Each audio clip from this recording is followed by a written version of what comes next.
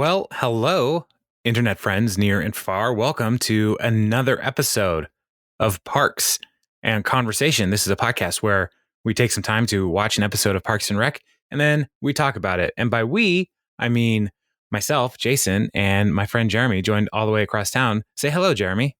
Hey, how's it going? It is going very well. Very well. I mean, there's a heaviness of grief in my heart after watching this episode. But you know, the best way to process grief is to talk about it, is what I've heard. Okay. And Because season 3 is over. Yeah, season 3 is over. And also, this episode is talking about Lil Sebastian. And he died. Wow. So, way to just start it off. You know, I feel like the best way to give bad news is to just rip off a Band-Aid and then tell people the bad news. So, okay. I go up to them and I put a Band-Aid on their arm. I'm like, how are you? And they're like, I wasn't bleeding. I was like, well, brace yourself. Some bad news. Rip. Not on the outside, you aren't. Not yet. Not on the. I'm bleeding, but not on the outside. And then you tell them, and then you tell them the bad news, and then you're like, "See, doesn't that feel better?" Aren't you glad I took the sting away with the Band-Aid first? Yeah, yeah. And they're like, "Oh, thank you." Like my loving grandpa always used to say when I had an injury, he's like, "Well, I could hit your toe with a hammer, and that would hurt worse." And I would say, "No, thank you." And he's like, "Well, stop crying about it then." I still do that to my kids. Good. Perfect.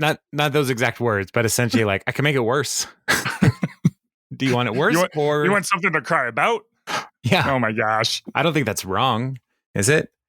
I mean, you are giving something, so I guess that's nice. Mm-hmm. I'm giving them hope for less pain. So yeah. Anyway. Yeah. Speaking of pain. Yeah. I mean, speaking of pain, let's jump into talking about things. Yeah. This episode, the premise is Lil Sebastian died and all of Pawnee is grieving in their own ways. Some with deep, deep grief. Others wondering if tendinitis is symptomatic of anything larger. Also, Tom and John Ralphio are starting a business because of John Ralphio's recent influx of cash, which is also the cold open.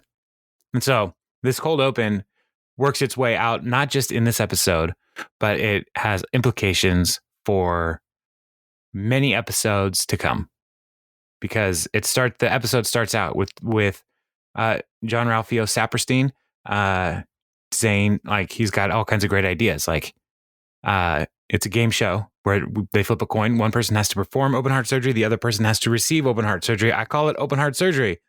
So that's their first idea. Perfect. And then Tom, he's like, let's take a jet and take the wheels off. And then people can live inside their own private jet, make it an apartment building. Like, wow, this is so good. So then they're explaining what they're doing, which is coming up with business ideas because John Ralphio recently came into money.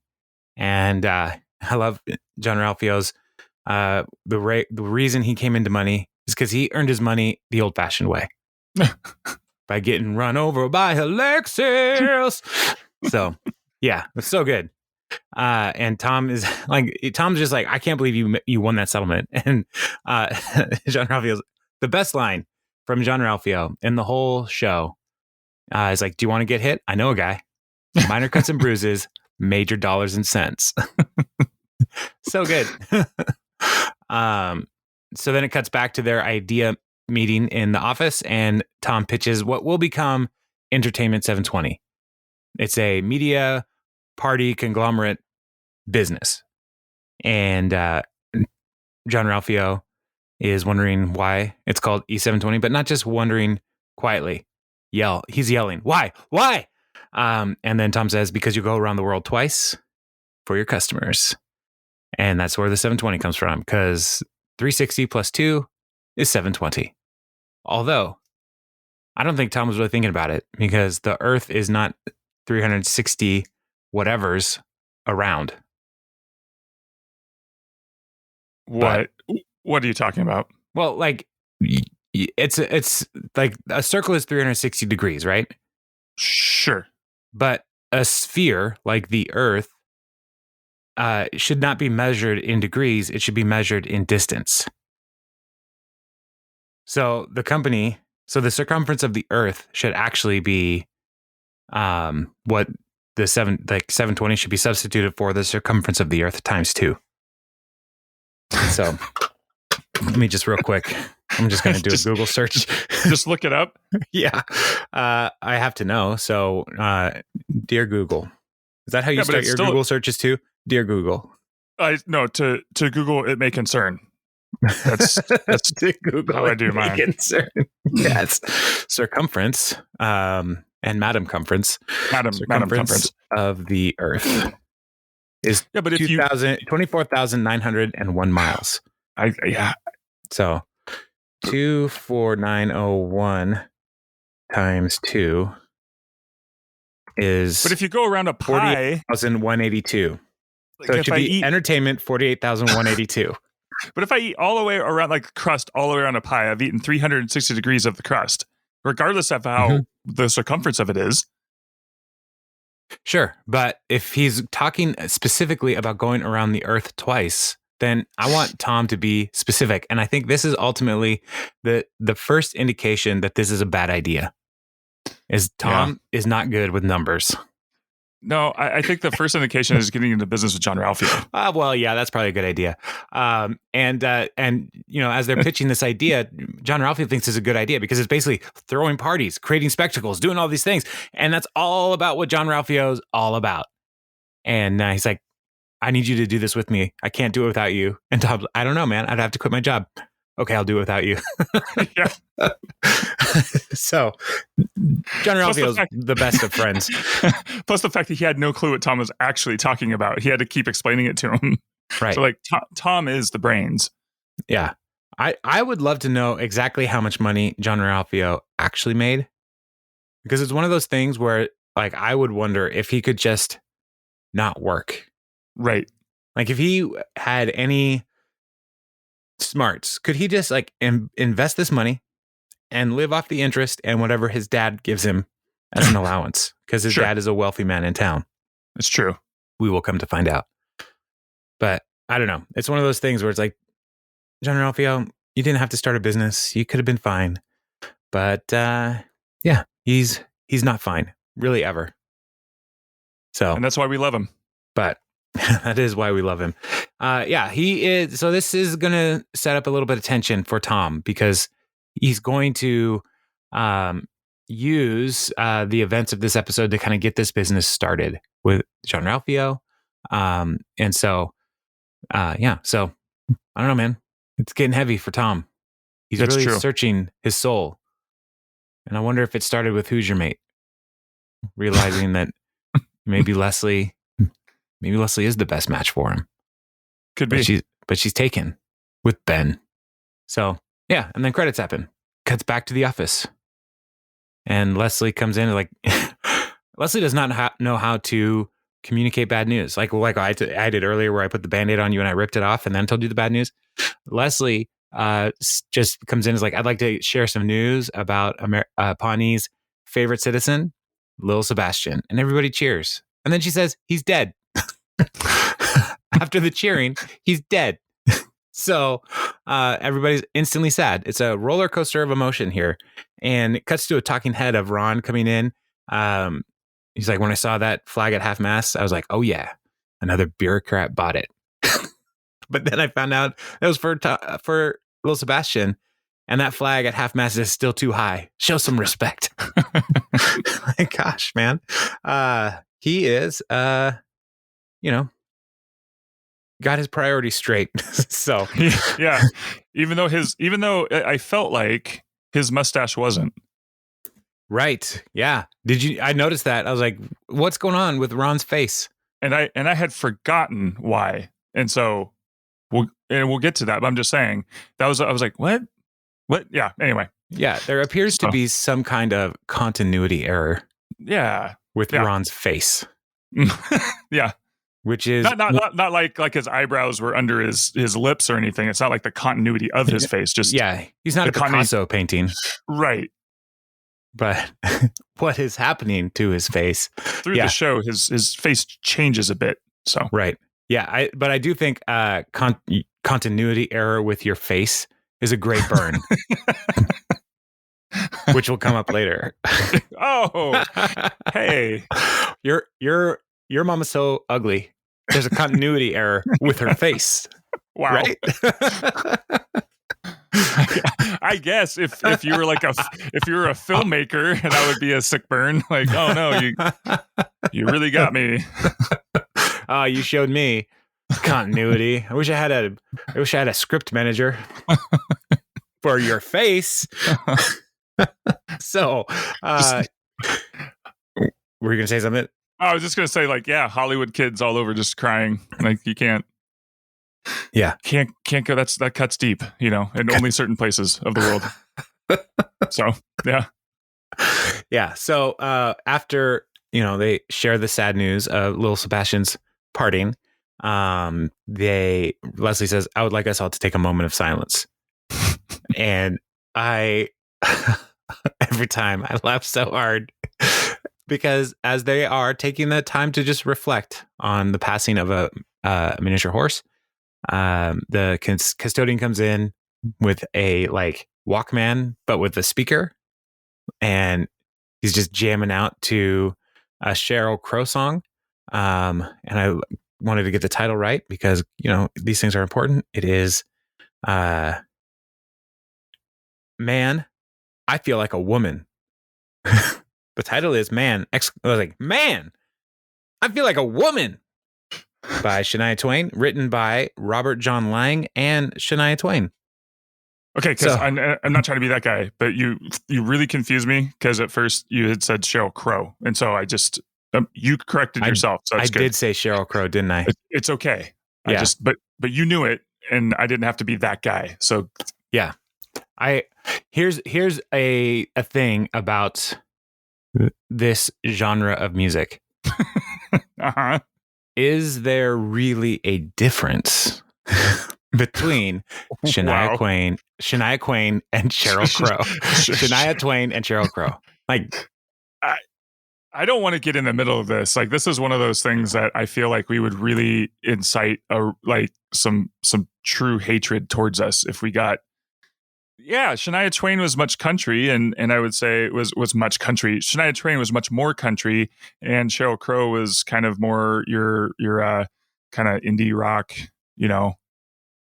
top 40 kind of pop-ish stuff. So that's my take on it, and we can just keep going. Okay. Well, let me go a different route then. Okay. Because I think there is a difference, but I also feel like Sheryl Crow could totally sing that song and it'd be like, yeah, that's a Sheryl Crow song. I think if I just said it was Sheryl Crow, I don't think anybody would look it up to prove me wrong. But I wrote it down. As soon as you said it, I was like, no. I wrote it down in my notes as I'm watching the show, Sheryl Crow song. And then I looked it up on IMDb. What is the song? I was like, oh, it's Shania Twain. And that's why I was like, is there a difference? So yeah, it's all the same, right? No, if I had to choose between Shania Twain or Sheryl Crow, I would go Sheryl Crow every time. Well, right? Yeah, because I'm not a big fan of country, so of course I would probably go Sheryl Crow. But that's Even though she did that song with Kid Rock, which I can't abide. So wasn't she also the person that said we should only be using like one square of toilet paper? Was she doing that? Yeah, I think so. But that's maybe neither here nor there. I don't think that has anything to do with most of my life, but I'm not going to Sheryl Crow for, advice. Hygiene advice? No. Okay. No. So, yeah. But while everybody is, reflecting and Custodian is playing this Shania Twain song, Andy is really digging it. Oh, yeah. It's just like bobbing his head. It's like he's loving it. So best moment of silence. Yeah, it was awesome. I I always love the moment of silence at like baseball games or public events where like as the game is starting, people are already drunk. It's like, let's take a moment of silence to remember the recent victims of the bread factory fire or whatever. Trying to relate it to a Pawnee event. And all the people in the crowd are like, hey! And like the loudspeaker person is like really giving it a moment. And then it's like, thank you. That was a really good thank you. Yeah. Thank you. I've been to a lot of games where like for some reason they have moments of silence. It's like, why are you doing this here? Like, this is not the time or place. So speaking of time and place, Leslie says that these kinds of times are when they show you what you care about. And there's a great little like montage, little vignettes of people's lives. And so Ben and Leslie are shown like eating lunch together, April and Andy, and April looking lovingly at Andy at the shoe shine stand because that job of archiving is apparently over. He's back at the shoe shine stand. And then Donna and her Bens, like she's polishing the Bens. And then Tom staring at his computer, looking at the E720 business plan. And so like things are getting real for folks. Like, what are we going to do? Who are we going to be? And so, yeah, so they're going to, it's going to kick some change off in people's lives here. So then Ben cuts to Anne's office to meet Leslie, but she's not there. And Anne's just there saying, I got a note for you from Leslie. And we also learn that Anne's office mate Stuart has left. He's moved down the hall. So it's now her whole office. He couldn't take it. I would not want to take it either. And so, yeah, the note, Ben is just reading the note and giggling while Anne is doing the talking head. And Leslie drew a kissing monster, which I don't know what that is, but yikes. So, and then Leslie and the team start planning Lil Sebastian's memorial service. And 24. I did nothing. Okay. So, Leslie and did you hear me talking? Yeah. Okay. All right. Leslie and the team start planning Lil Sebastian's memorial service, and Ron is given the opportunity to lay the memorial wreath. And like Ron's commitment to this is impressive. Like it's more than he's committed to anything. Mm-hmm. And like there's little things like no spoken lines happen throughout this, but like when she tells him that he will be laying the wreath, like he does the fist pump, like yes, like that's what I've always wanted. Jerry offers to read an Italian poem, and Leslie asks Andy to write a song, and Andy's like yes, absolutely. But April negotiates from $1,000 to $50 for to get Andy to write the song. And the song needs to be 5,000 times. What's that? Oh yeah, I was just gonna say, and their reaction was like super awesome. Like it didn't matter. It was just a win. Like it didn't matter if it was $1,000 or $5. It was that he was getting paid to write a song. Right. Yeah. It's so stoked. It's so sweet. Yeah. It's the first time probably he's ever actually been paid to write a song. Yeah, because I mean, and here's the thing, Andy would have done it for free. And It's not that it was about the money, but finally, like April showing him that what he has to offer is valuable, and not that she's exploiting anything, but it was just like she's in his corner and believes in him, and it's just they're great. They're so perfect together. That's why right here is like one of those tiny moments where I love this show. Right, because it shows this couple like she believes in him even though he's a total doofus. Oh yeah, so. And so Andy's instructions are you need to write a song 5,000 times better than Candle in the Wind, which is, the song that Elton John rewrote after Princess Di died. Because it was a different song. And then it got reappropriated to Princess Diana for her funeral. And Andy's just like, easy. Yeah, nailed it. I'm on it. And then Leslie begins to pass out memos to the office, giving instructions. And she tells Ben, like, you should really enjoy your memo. And he's just looking at it. It's like, there's nothing on it other than what's normally on a memo. And then Jerry says, mine says you have a cute butt. And Leslie's response is, maybe they meant to you have a cube butt. And everybody starts chanting, cube butt, cube butt. So that worked out well. I know, because it came back and he's like, yeah, but why is mine different? And then Leslie gets the chant going, and I wrote, when in doubt, start a chant. Yeah, that's the whole Pawnee debate philosophy. Ham and mayonnaise sandwich. So, like, what else is there? Right. Get people distracted with the chant. Yeah. Oh, yeah. Oh, we're all repeating the same thing. Great. I'm in. What were we talking about? It doesn't matter. Right. That's how World War II started. Mm-hmm. So then it cuts to Chris at Dr. Harris's office, and he tells Chris that he has tendinitis. And Chris is like, that's terrible. I'm planning to live to be 150. And Dr. Harris is like, just okay. He's like, well, could it be anything else? He's like, yeah, shoulder cancer. He's like, really? No. Shoulder cancer. You are literally the meanest person I have ever met.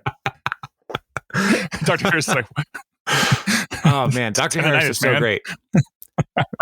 Dr. Harris has the same philosophy of delivering bad news that I have. Put a Band-Aid on somebody, rip it off, and then tell them they have tendinitis. So, so this puts Chris in a doom spiral for the rest of the episode, where he is confronted with his own mortality. Dibs on band name. Doom spiral, or confronted with his own mortality? No, doom spiral. That's an awesome. Yeah, we play chamber death metal. Yeah. Well, we're a string quartet, so we play string covers of Megadeth. Guar. Yeah. People love it. They can't get enough. They're like, please, no more. I can't handle it. I take that to be they do want more. They just are overwhelmed with emotion. That's right. A lot of people get really amped up about when we're playing because, that's what you want though in a rock show like this. Like the mosh pit going, people stage diving. I mean, I can't tell you how many times people have rushed our performance area when we're playing. Like, say, you got to stop. You got to stop. I mean, it could be the bats we're throwing at everybody, or maybe the fact that we're just covered in, it's fake blood. But I mean, still, it's a striking image. We're a hit at weddings. Really. Yeah. People love us. I mean, really, our most traditional wedding song is "White Wedding" by Billy Idol. But that's just that's where we're kind of selling out. So then it cuts to Ben and Tom and Ron, Ben and Leslie and Ron in Ron's office talking about the plans, and Ben says the everything's coming together for the horse funeral, and Ron scowls at him like, show some respect. What was that tone? Yeah, what was that tone? Like, just perfect dad move. Right. Like you're talking to your mother wrong. I'm like, so that's so Ben's like being confronted again and again with how out of place he is with the whole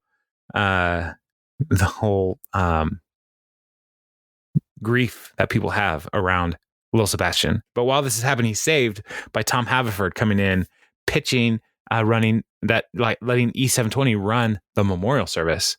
And he says, look, John Ralphio starting this thing and it's going to be great. We should do this. And Ron just says, John Ralphio is a clown. And he should have nothing to do with remembering this magnificent beast. So Tom promised to oversee everything. And they're like, all right, cool. And it's going to be free. They just wanted to do it for the pub, which is an abbreviation for publicity, as Tom tells us. So that is going to happen. And so Tom and John Ralphio are going to do all the production management of this whole situation. It's going to be great. And so things are happening as they cut. Chris and Ann run into each other in the office, and Ann's like, how's it going? And Chris says, I'm dying. What? Tendinitis. I don't know if you should lead with I'm dying. So then they this is also where Chris learns about Lil Sebastian's death. and immediately asks, "Did he die from tendonitis?" So it's like, I don't know. I don't have his chart. Could you get it? No. So he is very, very having a hard time with being confronted with death, with his tendonitis and actual death with Lil Sebastian. This is hard for him. This is a hard day for Chris Traeger. It's great because like these moments, because Chris is like Captain Positivity, nothing gets him down. Everything's awesome all the time. And like the only times we see him really start to crumble under the weight of any kind of adversity is when it has to deal with him specifically, and not like in a super, it's like confronting his own humanity, right? You know, so like when he got sick, the microchip has been compromised. Like he sees himself as like this machine, and now he has tendonitis, and it's like, it's over, it's done. Like it's the beginning of the end. Yeah. And so everything he's worked for doesn't matter. He's got nothing and he has no one. Sorry, I don't know why that's so funny. It's so Mazel bleak. tov. Yay! Our next song is Enter Sandman.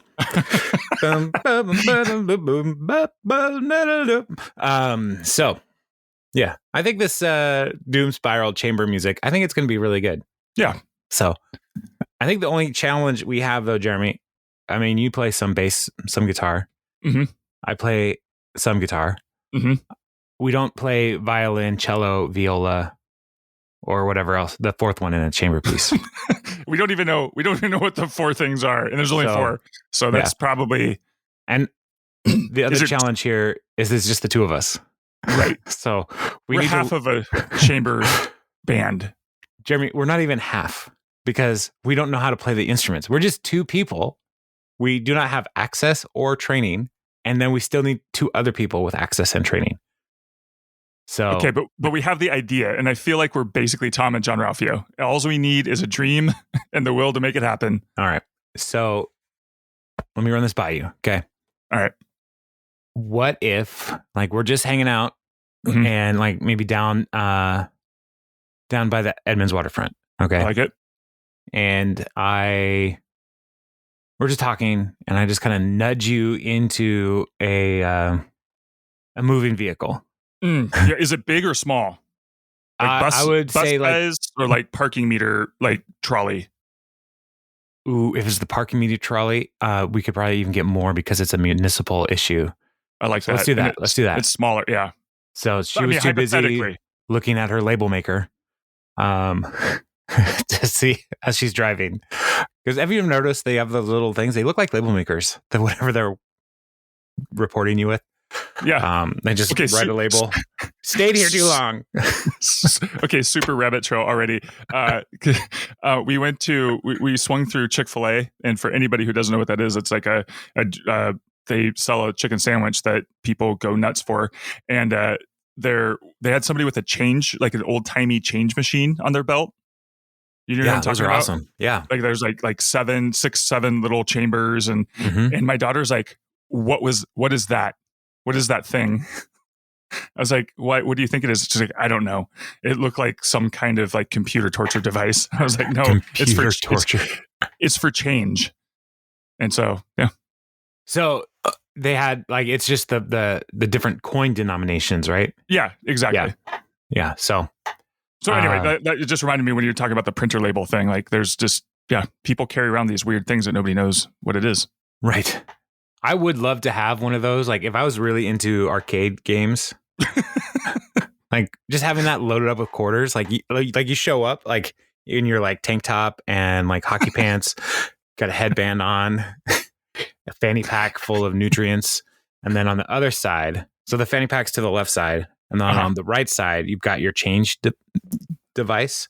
You know, like I'm just going to show Street Fighter who's boss. That's right.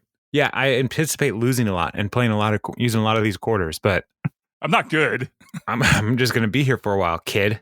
And you just keep you put one quarter up on the top to say you got next, and just leave it there. So, like, whose quarter is that? It's mine. I'm still playing. I just put the whole machine up there. That's all the quarters. Yeah, that probably is all the quarters. I heard there was a change shortage during the pandemic because nobody was paying with cash. And so they didn't have enough change in circulation at different restaurants and places. which made me immediately think, why would anybody want change right now? Yeah. Like, it's so gross. Change is already gross. And then there's a pandemic. I think Chick-fil-A had it all. They had all the change. All the change. Well, I wouldn't be surprised. So, all right. So we were talking about parks and recreation, and then we went to chamber music, and then we went to Chick-fil-A. And now Leslie and Anne are talking about Ben and Leslie's relationship, and they're going to go meet in Anne's office. And so Leslie goes there, and Ron is there. And he's like, "Hello, Leslie. How long have you and Ben been together?" And Leslie tries lying, but she just cycles out of control with, "How do I know you're not dating him?" Like that kind of defense.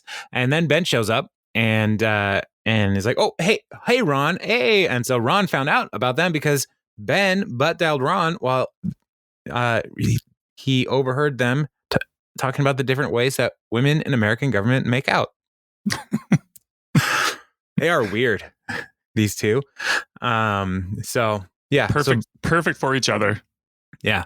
So Ron's whole deal is like, you guys are going to get caught and you're going to get fired and you got to knock it off. This is not good.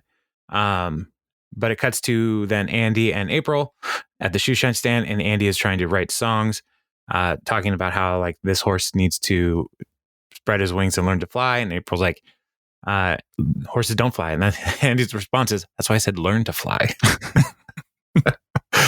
And then like, what are some of the other words? And "You're the champion of death, little horse." Really good stuff. He's on a good path. But if you're the champion of death, then you wouldn't have died. Well, unless you also could read it as you're just really good at dying. Oh, that's true. So you died the best. Little horse. Little horse. Yeah. Trade your legs in for wings. For angel wings. Yeah. That's one of the things that somewhere Andy said, I have 2 songs, 2 lines in every song. Yes. Spread your wings and fly, and you're a champion. And it checks out. Yeah, it holds up. So then Ben and Leslie, it cuts to the memorial service set up, and they're setting up, committing to no more fooling around at work. Meanwhile, while they're committing to no more fooling around at work, they start fooling around, and a maintenance guy sees them. Same maintenance guy who Athena, the warrior princess, Leslie, convinced to change the light bulb in the office because of her authority. Yes. And now the power dynamics have shifted. So this guy sees them making out, and they're like, they know immediately they've been caught. And also at the setup, John Ralphio comes to Tom and says, "Which color of memorial band should we have?" And Jerry's like, "They're all black." And they just laugh at him. And they list off all the different kinds of black that they have. And Jerry is not having it. He thinks it's ridiculous. Where is it? I had the list of them. These are the kinds of black. Could you pick these out in a lineup? Obsidian, Onyx, Midnight, Lost Soul, Rolling Blackout, Sleeping Panther, and Void by Armani. Hey Jerry, does this look black to you too? He's holding up his plaid tie.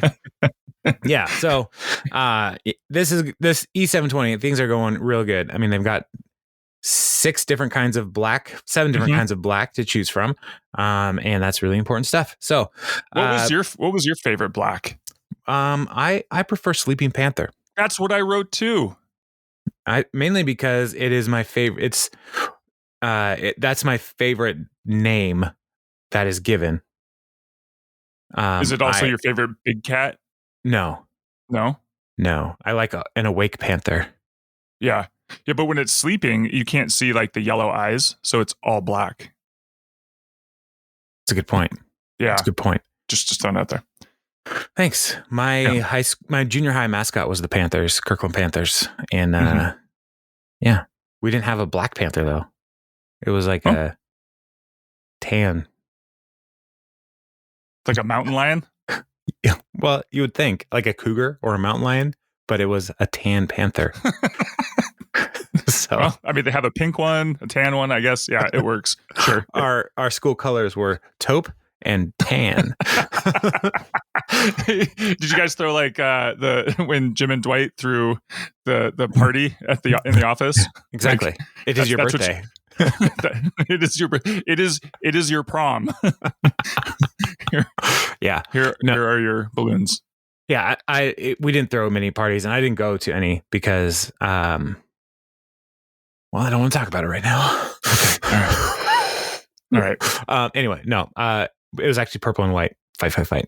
Go Panthers. Panthers forever. These colors don't run because the panther killed us. Where am I? Wow, was that your panther roar? That was my panther. Well, it was more of like hey, watch out. We're getting ready. That's not a roar. No, it was not. But you knew what it was. So, well, it was either something on purpose or there's some distortion coming down the line. And so I had something in my throat.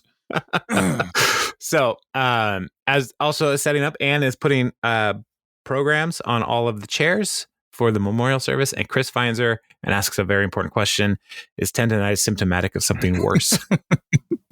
And he's asking her because she's a medical professional, and they had a relationship, and so he can trust her. And as we know, if you know somebody who's a medical professional, you can always ask them for free advice in any circumstance, in any setting. They love that. Yes, like they get up Pull every up your morning. Shirt, show them that rash. Yeah. Yep. Yeah. Nurses in particular wake up every morning saying, "I hope strangers ask me inappropriate questions about their health," or I hope my family, maybe my grandmother, will ask me an inappropriate question about my health. I don't know. My health or her health, anybody's health. Yeah. Anyone's health. And the response from my wife, and I don't know if your wife does the same, is always, "I'm not a doctor. You should go talk to your doctor." Yeah. Yeah. So that's good. That's good medical. That's good medical advice.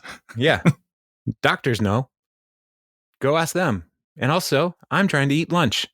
But here, as Anne is getting these requests from Chris, like Anne's like, "Look, I don't think we can be friends because our relationship and you hurt me and like I'm not ready to be your friend again." And his response is, "I do hope we can be friends before I die." It's like he's so fixated on his tendonitis as a like pathway to death. But I mean, he got tendonitis because he did 10,000 push-ups. We didn't point that out either. And so I was like, yeah, just you're using your push-up, your arms too much. Slow down, dude. Death is inescapable. Yes, we're all going to die. Like in Hook. Or what about Bob? Then it cuts to Ben and Leslie going finding the maintenance guy, who we find out his name is George, and they try to buy his silence with the rest of the day off and a massage gift certificate. And he's like, "Okay, you got it, guys." And he leaves, but this creates problems. As in just a few moments, the butterfly effect. Yeah, you try to cover up one thing with a lie, and more lies pile upon more lies. It's just not great. And so the service opens. Sebastian and Leslie says Sebastian may have been Lil, but his impact on this town was anything but Lil. And then they bring out Lil Sebastian's owners and his favorite friends, Coconut and Butterfly, I think were their names. And as this is happening, Tom is like stage managering the production, and he's doing a great job. Tom's killing it. Yeah. I was like, yes, Tom, you could do this. He's in his element. Yeah. And one of the horses takes a dump on the stage. So they're gonna have to clean that up. But he's got it. Which wasn't scripted. It wasn't? No, and they let it go because they thought it was funny because Tom jumps in and starts so when he says Coconut has taken a dump, I repeat, Coconut has taken a dump. So he was mocking the actual people because they were real trainers because the show is being, obviously it's being filmed. And so when the horse did that, the real handlers were on the headset saying like those kinds of things. So that's where he got the line, and then they just left it in. That's funny. Yeah. Good job, Aziz Ansari. Good job. So we also come to find out as the service is going on that they don't know where the propane is for the eternal flame because George never put the propane in the eternal flame. So Leslie has Jerry go get propane, which is going to create this cascading effect where all of the roles are changed. And so they're like, all right, let's roll that video now and we'll do the flame lighting later. And John Ralphio is in the booth with Donna. Is like, I hope you brought a change of clothes because your eyes are about to piss tears. You nasty. And the voiceover is Tom. Tom Haverford with like a weirdo English accent. I think he's trying to sound like David Attenborough or something. Yeah. He's trying to sound fancy. And he's like, who are we? Where are we going? These are questions Lil Sebastian never had to ask because he's a horse. He's a horse. And so, like, while the video's happening, Chris is weeping intensely. And Ann sees him and is like, what is his deal? But he's like shoulder heaving, weeping so hard. And John Ralphio is then talking to Tom like, hey, man, I need you to join the company. Look at this is going great. Don't die like that cow from the video. And Tom says he was a horse. Yeah, because he followed his dreams. John Ralphio is the best. Don't die like that cow from the video. So after the video is the musical tribute, and it's Andy's gets set up. It's like, hey, now we have a tribute from Pawnee's own Andy Dwyer. And it cuts talking head like, what's 5,000 times better than a candle in the wind? And like cuts back to the stage like, the song's called 5,000 Candles in the Wind. Andy knows math better than Tom. So, because it should be 48,000. E48,000. So, and through all of this, Ron is very emotional. As I just wrote down, like he's holding everybody's got like those electric candles. Battery powered candles, they're waving them up, and Ron is holding the candle close to his heart and like head down, like really sad. And he's in mourning. Yeah, he's grieving deeply. And as all of this happen, all the roles are shifting, and people are like, "Why is Hauser doing this? Why is what's happening?" And Donna has to read Jerry's Italian poem, which is not going great. And then Ron comes and he's mad that he's not laying the wreath. And Leslie says, well, because we want you to light the flame instead. And so Ron said, if you knew me at all, you would understand how much I prefer laying wreaths to lighting torches. But he also immediately knows that they got caught. And so then they explain what happened. He's like, fine. So he's going to do the thing. And as Ron's heading out, Jerry tells them that he got lighter fluid instead of propane, but it's all the same. But a major fireball, because lighter fluid, I don't know why, but it really does light a lot faster than propane, like much more out of control. And so this major fireball burns Ron's eyebrows and mustache off, but they try to play it off like, yeah, we meant to do that.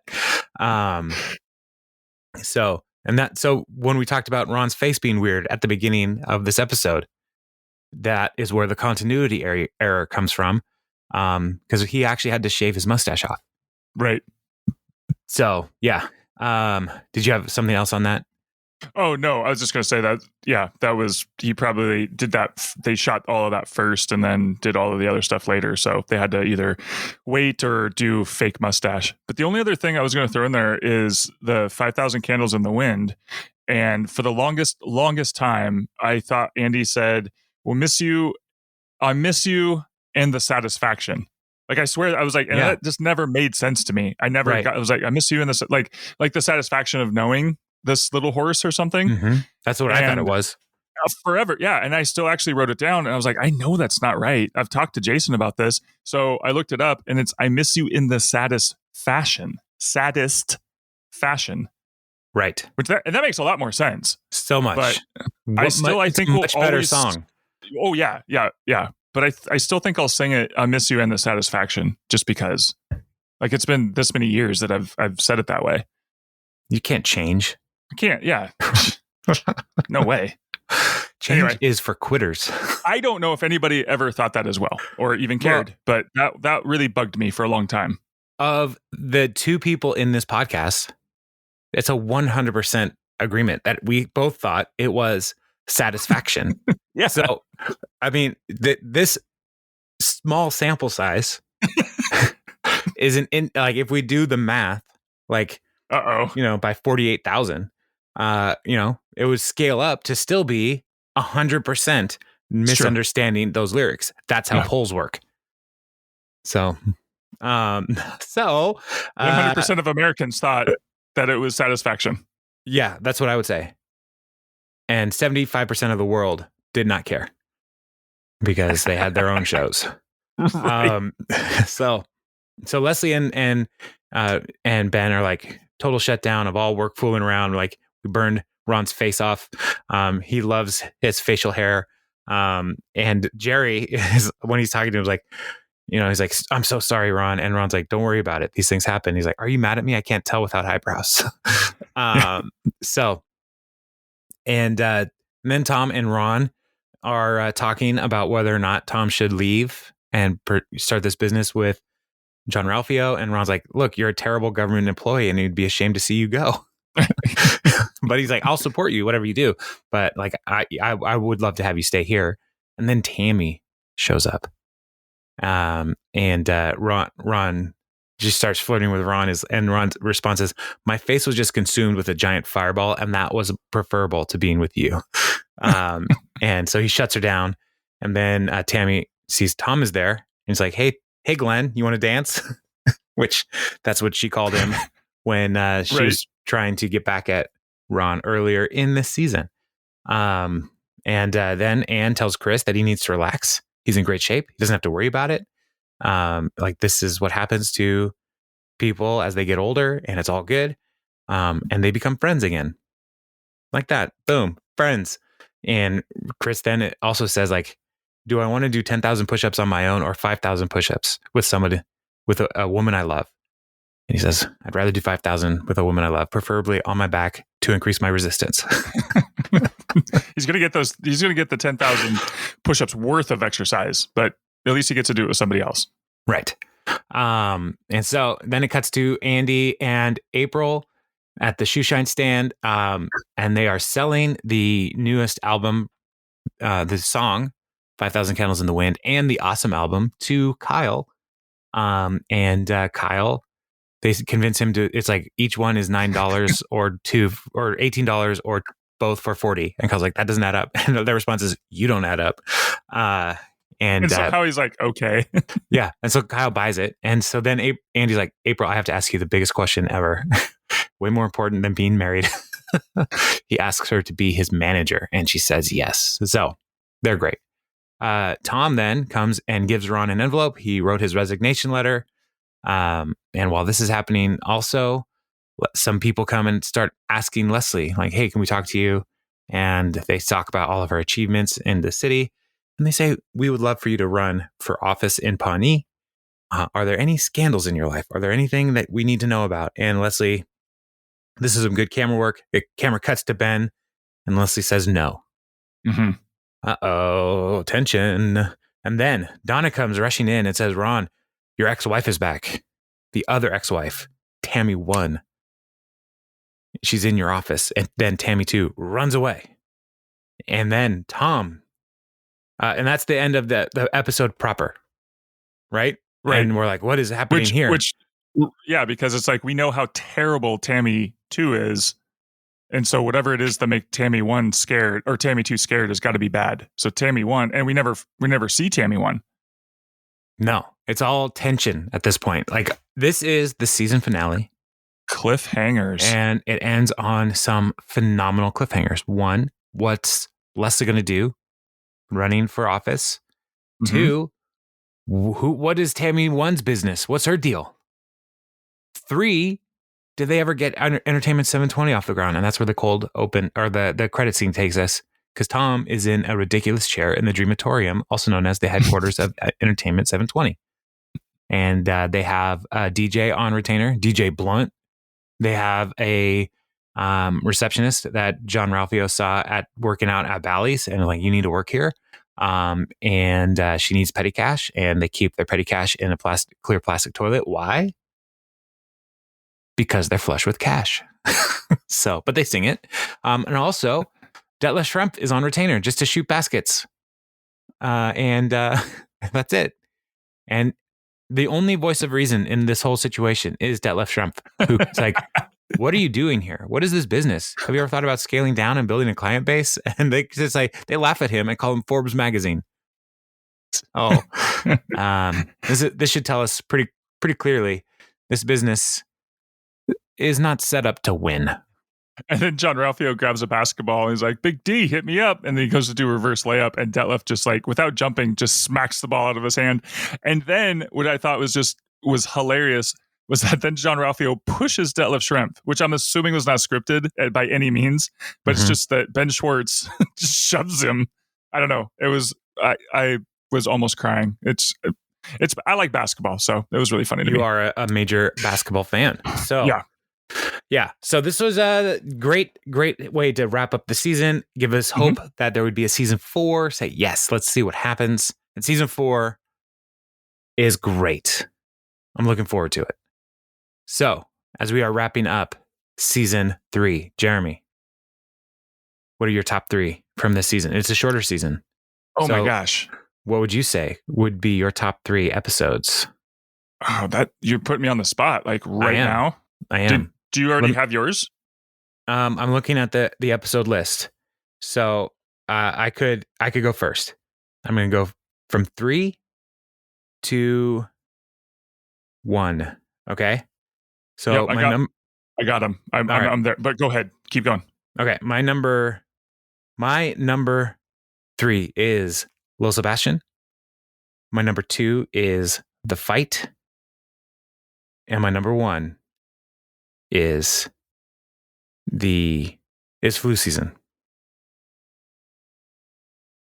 Okay. That's where I'm at. Because the fight season is flu season. Stop. Poop. Yeah. Yeah. So because I think there's a lot of character stuff in all of these. The Snake Hole Lounge stuff with the fight is so good and so funny. And the flu season is just fantastic. So many jokes. Yeah. So right before so I was organizing in my head. I like the fight. Probably then flu season or harvest festival. I couldn't quite decide. And my number 1 was Andy and April's fancy party.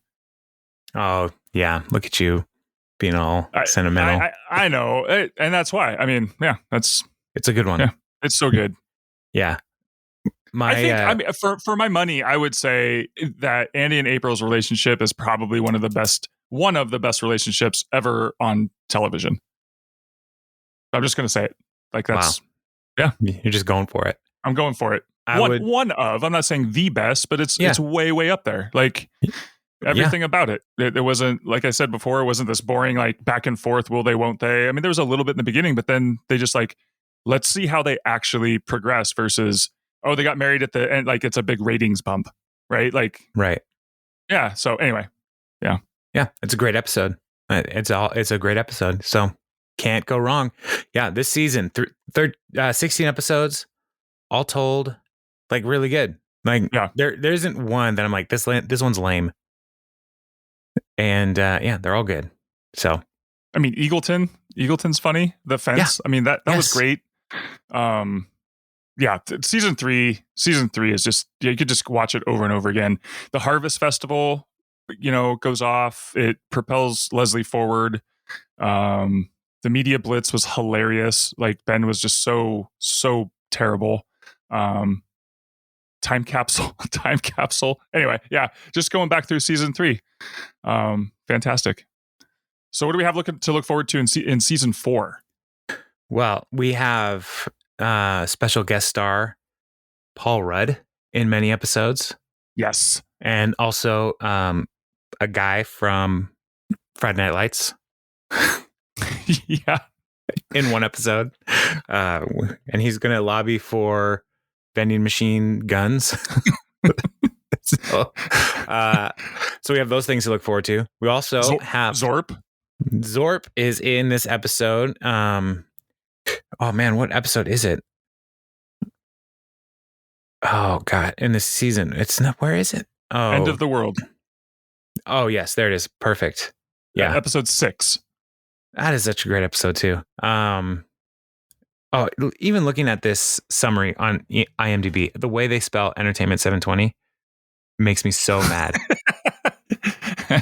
There are 22 episodes in season 4. Yeah. So,